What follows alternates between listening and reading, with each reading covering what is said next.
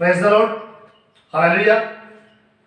एक बार फिर से हम परमेश्वर का धन्यवाद देते हैं आज के सुंदर सुनहरी समय के लिए। परमेश्वर ने एक बार फिर से हमें समय दिया है ताकि एक बार फिर से हम दानियेल की पुस्तक के ऊपर चिंतन मनन कर सकें। पहले जो पिछले दिनों में हम दानियेल की पुस्तक इसके 9वें अध्याय के ऊपर चिंतन मनन कर रहे थे, लेकिन खुजली इतवार, गुड फ्राइडे और ईस्टर होने की वजह से हम इसके ऊपर चिंतन मनन नहीं कर सके। और एक बार फिर से खुदा ने हमें समय दिया है ताकि हम दानियेल इसका 9वां अध्याय, इसकी 20 आयत से लेकर 25 आयत तक इन तमाम वचनों के ऊपर परमेश्वर के पवित्र वचन में से चिंतन मनन कर सकें। इससे पहले कि हम परमेश्वर के वचन में जाएं, आइए हम परमेश्वर के हुजूर में अपने स्वरों को झुकाएं और प्रार्थना करें। निहायत ही मेहरबान खुदा, तेरा धन्यवाद देते हैं आज के सुंदर सुनहरे समय के लिए। तूने समय दिया ताकि हम तेरे कदमों में अपने स्वरों को झुकाकर तुझसे प्रार्थना कर सकें, तेरा नाम ले सकें, तेरे नाम को धन्यवाद मुबारक कह सकें। इसलिए तेरा धन्यवाद देते हैं जी, और प्रार्थना करते हैं यहाँ पर जो भी तेरे पवित्र वचन में से बताया जाए, समझाया जाए, सिखाया जाए, मैं नहीं बल्कि तेरा पवित्र आत्मा मुझ में होकर बातचीत कर सके। वचन देना, वचन की भेद उजागर करना, मांग लेते हैं प्रार्थना तेरे बेटे हमारे प्रभु यीशु मसीह के मधुर और मीठे नाम से सुनो ग्रहण कर, आमीन। परमेश्वर के पवित्र वचन में से पढ़ेंगे दानियेल की पुस्तक, इसका 9वां अध्याय, इसकी 20 आयत से लेकर 25 आयत तक। यहाँ पर वचन में इस तरह से लिखा है, इस प्रकार मैं प्रार्थना करता और अपने इस्राएली जाति भाइयों के पाप का अंगीकार करता हुआ अपने परमेश्वर यहोवा के सम्मुख उसके पवित्र पर्वत के लिए गिड़गिड़ाकर विनती करता ही था। तब वह पुरुष जिब्राइल, जिसे मैंने उस समय देखा जब मुझे पहले दर्शन हुआ था, उसने वेग से उड़ने की आज्ञा पाकर सांस के अनबली के समय मुझको छू लिया और मुझे समझाकर मेरे साथ बातें करने लगा। उसने मुझसे कहा, हे दानियेल, मैं तुझे बुद्धि और प्रवीणता देने के लिए अभी निकल आया हूं।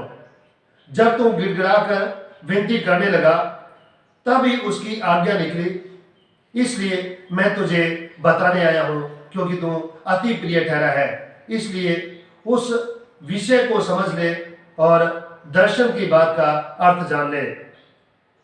तेरे लोगों और तेरे पवित्र नगर के लिए 70 सप्ताह ठहराए गए हैं और उनके अंत तक अपराध का होना बंद हो और पापों का अंत और अधर्म का प्रायश्चित किया जाए और युगालियों की धार्मिकता प्रकट हो और दर्शन की बात पर और भविष्यवाणी पर छाप दी जाए और परम पवित्र का अभिषेक किया जाए। इसलिए यह जान और समझ ले कि यरूशलेम को फिर बसाने की आज्ञा के निकलने से लेकर अभिषेक प्रदान के समय तक 7 सप्ताह बीतेंगे। फिर 62 सप्ताहों के बीतने पर चौक और खाई समेत वह नगर कष्ट के समय में फिर बसाया जाएगा। परमेश्वर अपने पवित्र वचन के पढ़े और सुने जाने का आशीष दे, आमीन। पहले जो पिछले दिनों में हम परमेश्वर के पवित्र वचन में से दानियेल की पुस्तक इसका 9वां अध्याय, इसके ऊपर चिंतन मनन कर रहे थे। इस चैप्टर को शुरू किए काफी समय हो गया है, इसलिए फिर से मैं कुछ एक बातों को रिवाइज करना चाहता हूं, बताना चाहता हूं। दानियेल का 9वां अध्याय, इसके ऊपर हम पिछले दिनों में जब चिंतन मनन कर रहे थे, इसमें हमने देखा कि दानियेल 9वें अध्याय में परमेश्वर से प्रार्थना करता है और अपने लोगों के पापों के लिए पश्चाताप करता है, अंगीकार करता है। और 8वीं आयत में हमने परमेश्वर के पवित्र वचन में देखा और दानियेल कहता है, हे यहोवा, हम लोगों ने अपने राजाओं, हाकिमों और पूर्वजों समेत तेरे विरुद्ध पाप किया है, इस कारण हमको लज्जित होना पड़ता है। दानियेल अपने गुनाहों को मानता है, अपने पूर्वजों के, अपने राजाओं के, अपने हाकिमों के पापों का अंगीकार करता है कि हम लोगों ने गुनाह किया है, हम लोगों ने अपराध किया है, जिसकी वजह से आज हमको लज्जित होना पड़ता है। और जब हम इसकी 17 आयत पढ़े तो यहां पर लिखा है, हे हमारे परमेश्वर, अपने दास की प्रार्थना और गिड़गिड़ाहट सुनकर अपने उजड़े हुए पवित्र स्थान और अपने मुंह का प्रकाश चमका। हालेलुया। अब दानियेल कहता है कि हे परमेश्वर, अपने दास की प्रार्थना और गिड़गिड़ाहट सुनकर तू अपना चेहरा अपने इस पवित्र स्थान यरूशलेम की ओर कर। और जब हम 18वें आयत को पढ़ते हैं, 18वीं आयत में परमेश्वर का वचन कहता है, हे मेरे परमेश्वर, कान लगाकर सुन, आंखें खोलकर हमारी उजड़ी हुई दशा और उस नगर को भी देख जो तेरा कहलाता है। अब यहां पर फिर से दानियेल परमेश्वर से प्रार्थना कर रहा है, लगातार दुआ करता जा रहा है और कहता है कि हमारे परमेश्वर, कान लगाकर सुन और तेरी आंखें इस नगर की ओर लगी रहें जो कि उजड़ा पड़ा है, क्योंकि हम जो तेरे सामने गिड़गिड़ा कर प्रार्थना करते हैं वह अपने धर्म के कामों पर नहीं, वरन तेरी बड़ी दया ही के कामों पर भरोसा रखकर करते हैं। हालेलुया। दानियेल कहता है कि हम जो भरोसा रखते हैं, हम अपने धर्म के कामों पर भरोसा रखकर तेरे पास नहीं आते, बल्कि तेरी दया के कारण हम तुझ पर भरोसा रखते हैं। और 19वें अध्याय में परमेश्वर का वचन कहता है, हे प्रभु सुन ले, हे प्रभु पाप क्षमा कर। दानियेल परमेश्वर से गुजारिश करता है कि हे प्रभु, तू पाप क्षमा कर, सुन ले और तू विलंब न कर, तू देर न कर, तू अपने दास की दुआ की ओर कान लगा, अपने दास की दुआ को सुन और हमारे देश की जो स्थिति है ज्यों की त्यों फिर से कर दे।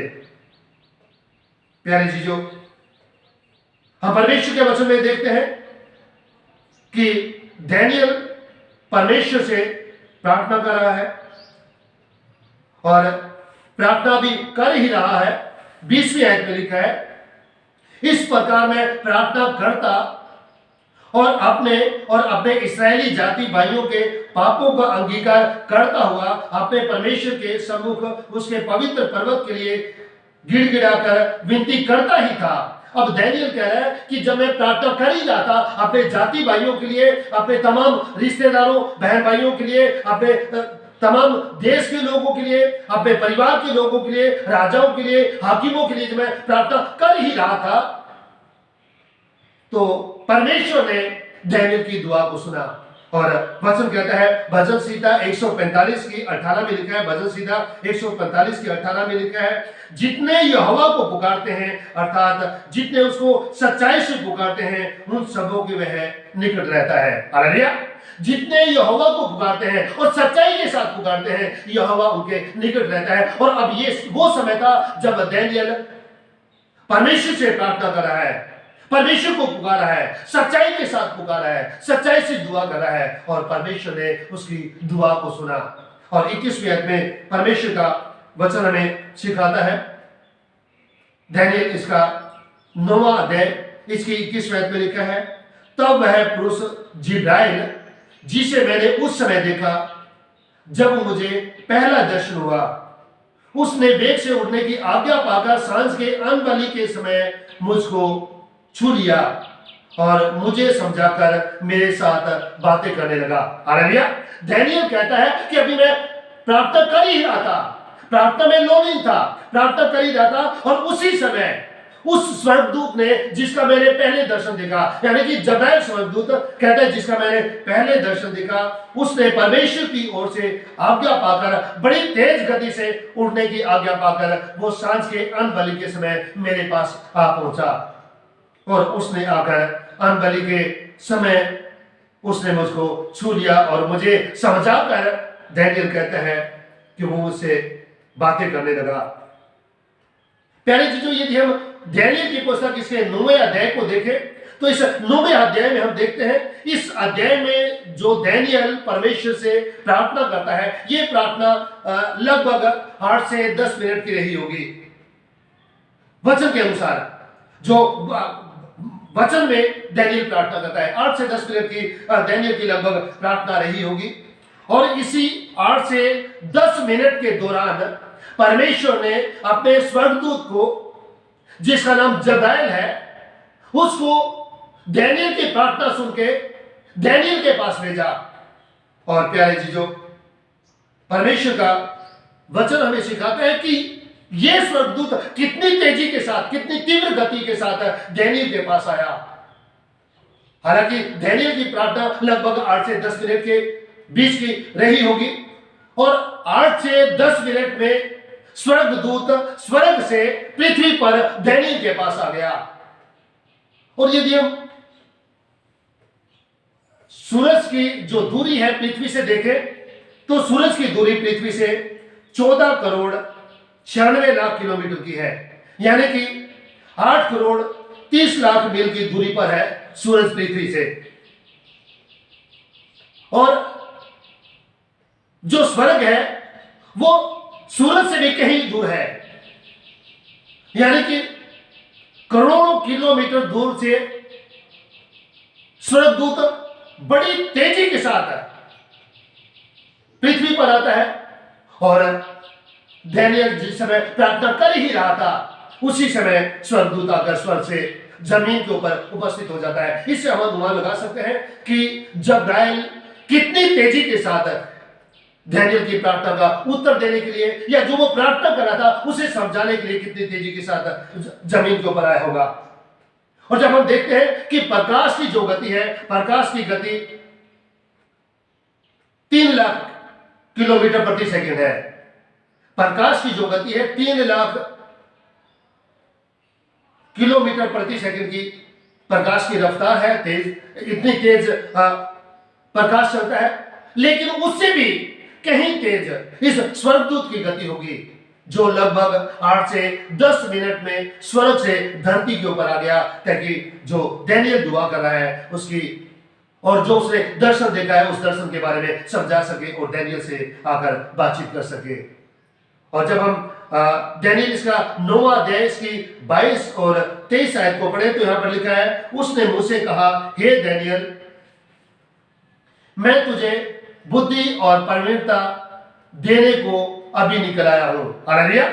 ये स्वर्गदूत आगे जब्राइल स्वर्गदूत कहता है कि मैं तुझे बुद्धि और प्रवीणता देने के लिए अभी मैं निकल आया हूं। अभी मुझे परमेश्वर ने भेजा है कि जा और जाके दानियेल के साथ तू बातचीत कर। और 23वीं आयत में लिखा है, जब तू गिड़गिड़ाकर मिनती करने लगा तभी उसकी आज्ञा निकली, इसलिए मैं तुझे बताने आया हूं। हालेलुया। परमेश्वर का वचन कहता है, जब्राइल स्वर्गदूत दानियेल को कह रहा है, जब तू प्रार्थना करने लगा उसी समय परमेश्वर ने मुझे कहा कि जा और पृथ्वी पर जा और दानियेल के साथ बातचीत कर और जो उसने स्वप्न देखा है उसका अर्थ तू उसे बता। दानियेल कहता है कि तभी मैं स्वर्गदूत जब्राइल स्वर्गदूत कहता है तभी मैं वहां से चल पड़ा। और जब हम 10वां अध्याय इसकी 14वीं आयत को पढ़े, दानियेल 10 की 14 में परमेश्वर के वचन में लिखा है, और अब मैं तुझे समझाने आया हूं कि अंत के दिनों में तेरे लोगों की क्या दशा होगी। हालेलुया। ये जब्राइल स्वर्गदूत दानियेल को कह रहा है, मैं तुझे ये बताने के लिए आया हूं कि अंत के समय में तेरे लोगों की क्या स्थिति होगी, क्या दशा होगी। और जब हम 10वां अध्याय इसकी 11 और 12 आयत को पढ़े तो यहां पर वचन में लिखा है, तब उसने मुझसे कहा, हे दानियेल, तू अति प्रिय पुरुष, जो वचन मैं तुझसे कहता हूं उसे समझ ले। हालेलुया। स्वर्गदूत दानियेल को कहता है, हे दानियेल, हे अति प्रिय पुरुष, जो वचन मैं तुझसे कहता हूं उसे तू समझ ले और सीधा खड़ा हो, क्योंकि मैं अभी तेरे पास भेजा गया हूं। स्वर्गदूत कहता है कि परमेश्वर ने मुझे तेरे पास भेजा है। जब उसने मुझसे यह वचन कहा तब मैं खड़ा तो हो गया परंतु थरथराता रहा। दानियेल कहता है, जब स्वर्गदूत मेरे साथ बातें कर रहा था उसने मुझे कहा तू खड़ा हो, और मैं खड़ा तो हो गया, लेकिन कहता है मैं कांपता रहा, मैं थरथराता रहा। और 12वीं आयत में लिखा है, फिर उसने मुझसे कहा, हे दानियेल, मत डर, क्योंकि पहले ही दिन को जब तूने समझने बूझने के लिए मन लगाया और अपने परमेश्वर के सामने अपने को दिन किया, उसी दिन तेरे वचन सुने गए और मैं तेरे वचनों के कारण आ गया हूं। हालेलुया। स्वर्गदूत दानियेल को कहता है, हे दानियेल, मत डर, क्योंकि पहले ही दिन को जब तूने समझने बूझने के लिए मन लगाया और अपने परमेश्वर के सामने अपने को दीन किया, उसी दिन तेरे वचन सुने गए। हालेलुया। और मैं तेरे वचनों के कारण आ गया हूं। हालेलुया। स्वर्गदूत कहता है कि मैं तेरे वचनों के कारण आ गया हूं, मैं समझाने के लिए आया हूं कि जो तूने दर्शन देखा है इसका क्या तात्पर्य है, इसका क्या अर्थ है, और ये मैं तुझे समझाने के लिए आया हूं, और परमेश्वर ने मुझे इसलिए भेजा है ताकि मैं तुझे इन वचनों का भेद बता सकूं। 24वें अध्याय में परमेश्वर के वचन में लिखा है, दानियेल की पुस्तक इसके 9वें अध्याय की 24वें अध्याय में लिखा है, तेरे लोगों और तेरे पवित्र नगर के लिए 70 सप्ताह ठहराए गए हैं कि उनके अंत तक अपराध का होना बंद हो और पापों का अंत और अधर्म का प्रायश्चित किया जाए और युगानुयुग की धार्मिकता प्रकट हो और दर्शन की बात पर और भविष्यवाणी पर छाप दी जाए और परम प्रधान का अभिषेक किया जाए। हालेलुया। 24वें में परमेश्वर का वचन कहता है, तेरे लोगों और तेरे पवित्र नगर के लिए 70 सप्ताह ठहराए गए हैं। हालेलुया। यहां पर स्वर्गदूत दानियेल को दर्शन देता है और उस दर्शन के बारे में बताता है जो दानियेल ने देखा, और उसे कहता है कि 70 सप्ताहों का समय तुम्हें दिया गया है जब तक पाप का अंत ना हो जाए। स्वर्गदूत कहता है, तेरे लोगों और पवित्र नगर यानी कि यरूशलेम जब तक उसका पाप करना खत्म ना होगा तब तक 70 सप्ताह का जो समय है वो चलता रहेगा। फिर आगे परमेश्वर का वचन कहता है, पापों का अंत और अधर्म का प्रायश्चित किया जाएगा, और उसके बाद पापों का अंत और अधर्म का प्रायश्चित किया जाएगा। अब यहां पर परमेश्वर का वचन कहता है कि अधर्म का प्रायश्चित किया जाएगा। अब ये अधर्म का प्रायश्चित कौन करेगा? प्यारे जीजो, किसी भी शख्स में, किसी भी देवी देवता में यह शक्ति नहीं है, यह सामर्थ्य नहीं है कि वो अधर्म का प्रायश्चित कर सके। लेकिन प्यारे जीजो, प्रभु यीशु मसीह है जो हमारे अधर्म का प्रायश्चित कर सकते हैं। उसके अलावा कोई भी ऐसी देवी देवता नहीं है, कोई भी ऐसा शख्स नहीं है जो हमारे अधर्म का प्रायश्चित कर सके। इब्रानियों की पत्री इसका 10वां अध्याय इसकी 10वीं आयत में परमेश्वर का वचन कहता है, उसी इच्छा से हम यीशु मसीह की देह के एक ही बार बलिदान चढ़ाए जाने के द्वारा पवित्र किए गए हैं। हालेलुया। इब्रानियों की पत्री में परमेश्वर का वचन कहता है, उसी की इच्छा से, यानी कि प्रभु यीशु मसीह की इच्छा से हम यीशु मसीह की देह के एक ही बार बलिदान चढ़ाए जाने के द्वारा, प्रभु यीशु मसीह के देह के एक ही बार बलिदान चढ़ाए जाने के द्वारा पवित्र किए गए हैं। हमारा जो शुद्धिकरण हुआ है वो प्रभु यीशु मसीह के बलिदान के द्वारा हुआ है, यानी कि प्रभु यीशु मसीह ही हमारे अधर्मों का प्रायश्चित कर सकता है, और उसने किया, इसलिए वो इस संसार में आया। और यदि हम इब्रानियों का 7वां अध्याय इसकी 27वीं आयत को पढ़े तो यहां लिखा है, उन महायाजकों के समान उसे आवश्यक नहीं कि प्रतिदिन पहले अपने पापों और फिर लोगों के पापों के लिए बलिदान चढ़ाए। हालेलुया। परमेश्वर का वचन कहता है, प्रभु यीशु मसीह के लिए यह जरूरी नहीं था, यह नेसेसरी नहीं था कि जैसे याजक पहले अपने पापों के लिए कुर्बानी चढ़ाते थे, फिर उसके बाद लोगों के पापों के लिए प्रायश्चित करते थे। प्रभु यीशु मसीह के लिए यह जरूरी नहीं था, क्योंकि उसने अपने आप को बलिदान चढ़ाकर उसे एक ही बार में पूरा कर दिया। हालेलुया। क्योंकि प्रभु यीशु मसीह ने तमाम कुर्बानियों को खत्म करके एक ही बार अपनी कुर्बानी दे डाली, और मेरे और आपके जो अधर्म थे उनका उसने प्रायश्चित किया। मेरे और आपके पापों को अपने ऊपर लेके प्रभु यीशु मसीह एक ही बार कलवरी क्रूस के ऊपर कुर्बान हो गए, ताकि मेरे और आपके जो अधर्म है, मेरे और आपके जो पाप है, उनका प्रायश्चित हो सके। और आगे परमेश्वर का वचन 24वें अध्याय में कहता है,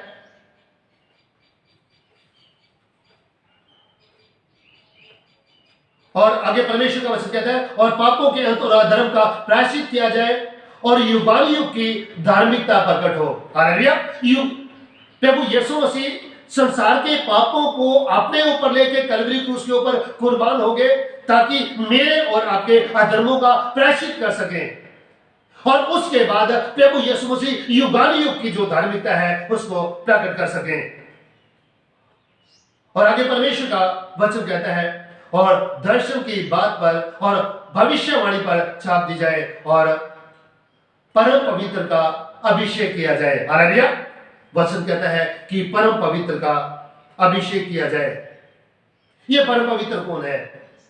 बहुत सारे थियोलॉजियंस, बहुत सारे बुद्धिजीवी ये मानते हैं कि ये जो परम पवित्र है ये कोई और नहीं है, ये हमारे उद्धारकर्ता प्रभु यीशु मसीह ही है जिसका यहां पर वर्णन किया गया है।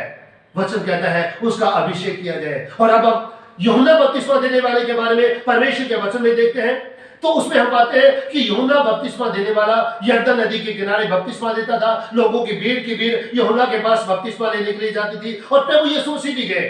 और प्रभु यीशु मसीह ने जैसे ही यूहन्ना से बपतिस्मा लिया और प्रभु यीशु मसीह के लिए आकाश से एक कबूतर की नाई पवित्र आत्मा बड़े सामर्थ के साथ प्रभु यीशु मसीह के ऊपर उतरा। यानी कि पवित्र आत्मा कबूतर के रूप में प्रभु यीशु मसीह का अभिषेक करता है। और परमेश्वर का वचन हमें सिखाता है, लूका के इंजील इसका चौथा अध्याय इसकी 18 आयत पढ़े तो यहां पर लिखा है, लूका 4:18 में लिखा है, प्रभु यीशु मसीह कहते हैं, प्रभु का आत्मा मुझ पर है इसलिए कि उसने कंगालों को सुसमाचार सुनाने के लिए मेरा अभिषेक किया है। हालेलुया। प्रभु यीशु मसीह कहते हैं कि प्रभु का आत्मा मुझ पर है। हालेलुया।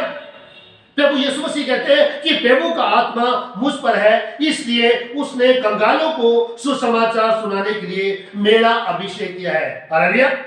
प्रभु यीशु मसीह कहते हैं कि इसलिए परमेश्वर ने मेरा अभिषेक किया है ताकि मैं कंगालों को सुसमाचार सुना सकूं। और मुझे इसलिए भेजा है कि बंदियों को छुटकारे का और अंधों को दृष्टि पाने और सुसमाचार प्रचार करूं और कुछ लोगों को छुड़ाऊं। हालेलुया। प्रभु यीशु मसीह कहते हैं इसलिए मुझे इस संसार में भेजा गया है। और जब हम 25वें अध्याय में पढ़ते हैं, दानियेल की पुस्तक 9वां अध्याय इसकी 25वें अध्याय में परमेश्वर के वचन में लिखा है, इसलिए यह जान और समझ ले कि यरूशलेम को फिर बनाने की आज्ञा के निकलने से लेकर अभिषेक प्रदान के समय तक 7 सप्ताह बीतेंगे। फिर 62 सप्ताहों के बीतने पर चौक और खाई समेत वह नगर कष्ट के समय में फिर बसाया जाएगा। हालेलुया। परमेश्वर का वचन हमें यहां सिखाता है कि जब्राइल स्वर्गदूत दानियेल को आकर कहता है कि इस बात को अच्छी तरह जान ले और समझ ले कि यरूशलेम के फिर से बसाए जाने की आज्ञा के निकलने से लेकर अभिषेक प्रदान के आने के समय तक 7 सप्ताह और उसके बाद 62 सप्ताह बीतेंगे। हालेलुया। यहां पर हम देखते हैं कि यरूशलेम के फिर से बसाए जाने की आज्ञा के निकलने से लेकर अभिषेक प्रदान यानी कि मसीहा के आने का जो समय होगा वो 7 सप्ताह प्लस 62 सप्ताह का समय होगा, यानी कि 69 सप्ताह का यह समय होगा जब प्रभु यीशु मसीह यरूशलेम से आज्ञा निकलने से लेकर प्रभु यीशु मसीह के इस संसार में आने का वर्णन यहां पर किया गया है। प्यारे जीजो, सबसे पहले मुझे और आपको यह जानने की आवश्यकता है कि अभिषेक प्रदान कौन है जिसका यहां पर एक बार फिर से वर्णन किया गया है, और ये कोई और नहीं बल्कि प्रभु यीशु मसीह है। ज्यादातर जो थियोलॉजियंस हैं, जो बुद्धिजीवी हैं, उनका यही मानना है कि अभिषेक प्रदान कोई और नहीं बल्कि प्रभु यीशु मसीह ही है, जिसका वर्णन दानियेल इसके 7वें अध्याय की 13वीं और 14वीं आयत में भी इसका वर्णन दानियेल अपने वचन में करता है। दानियेल की पुस्तक इसका 7वां अध्याय इसकी 13वीं और 14वीं आयत में कहता है, दानियेल कहता है, मैंने रात में स्वप्न देखा और देखो मनुष्य की संतान सा कोई आकाश के बादलों समेत आ रहा है और वह उस अति प्राचीन के पास पहुंचा और उसको वे उसके समीप लाए। ये प्रभु यीशु मसीह के बारे में दानियेल यहां पर बात कर रहा है। फिर आगे 14वीं आयत में लिखा है, तब उसको ऐसी प्रभुता, महिमा और राज्य दिया गया कि देश देश और जाति जाति के लोग और भिन्न भिन्न भाषा बोलने वाले और सब उसके अधीन हो, और उसकी प्रभुता सदा तक अटल और उसका राज्य अविनाशी ठहरा। हालेलुया। यहाँ पर दानियेल प्रभु यीशु मसीह के बारे में बात करता है कि प्रभु यीशु मसीह की जो प्रभुता है, प्रभु यीशु मसीह का राज्य है जो वो अविनाशी ठहरेगा। इसकी जो प्रभुता है सदा तक की रहेगी। प्यारे जीजो, यहां पर हम परमेश्वर के वचन में देखते हैं कि डैनियल 9वें अध्याय में भी यही बात करता है, और यहां पर 7वें अध्याय में भी परमेश्वर अपने कलाम के द्वारा हमें यही सिखाता है। तब उसको ऐसी प्रभुता, किसकी बात हो रही है? प्रभु यीशु मसीह की। तब प्रभु यीशु मसीह को या मसीहा को, जिसको इब्रानी में मसाया कहते हैं, मसाया को ऐसी प्रभुता, महिमा और राज्य दिया जाएगा कि देश देश और जाति जाति के लोग और भिन्न भिन्न भाषा बोलने वाले सब उसके अधीन होंगे। हालेलुया। और उसकी प्रभुता सदा तक अटल और उसका राज्य अविनाशी ठहरेगा। प्यारे जीजो, डैनियल प्रभु यीशु मसीह के पहले आगमन की बात कर रहे हैं कि प्रभु यीशु मसीह इस संसार में आएंगे और उसका जो राज्य है वो अविनाशी ठहरेगा और उसकी प्रभुता हमेशा हमेशा तक बनी रहेगी। और आने वाले दिनों में, आने वाले इतवार को हम ये जो 70 सप्ताहों का भेद है, इसके बारे में और भी गहराई से जानेंगे। परमेश्वर इन वचनों के द्वारा मुझे और आपको आशीष दे, मुझे और आपको बरकत दे, और होने दे कि ये वचन हम सभी के जीवन में बहुत ऐसे आशीषें और भक्ति लेकर आने वाला उसके। आमीन। निहायत मेहरबान खुदा, हम तेरा धन्यवाद देते हैं तेरे पवित्र वचन के लिए, तेरे वचन के छिपे वेदों के लिए जो तो हम पर उजागर करता है। होने दे खुदा, आज का तेरा वचन हम सभी के जीवन में बहुत ऐसे आशीष और भक्ति लेकर आने वाला उसके, और हम वचन के सुनने वाले नहीं बल्कि वचन के ऊपर अमल करने वाले भी उसके। मांग लेते हैं प्रार्थना तेरे बेटे हमारे प्रभु यीशु मसीह के मधुर मीठे नाम से, सुनो ग्रहण कर। आमीन।